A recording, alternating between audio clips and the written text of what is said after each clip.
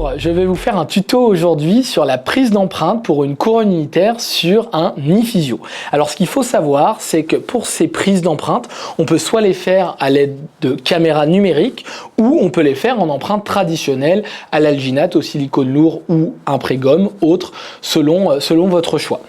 Pour ces prises d'empreinte, lorsque vous avez le patient, ce qu'il faut savoir, c'est que la chose la plus importante à faire avant la prise d'empreinte, c'est vérifier le serrage de l'iFysio.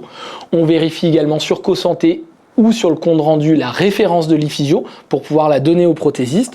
On vérifie le serrage, voilà, et ensuite on va faire l'empreinte, soit avec la caméra, soit en alginate.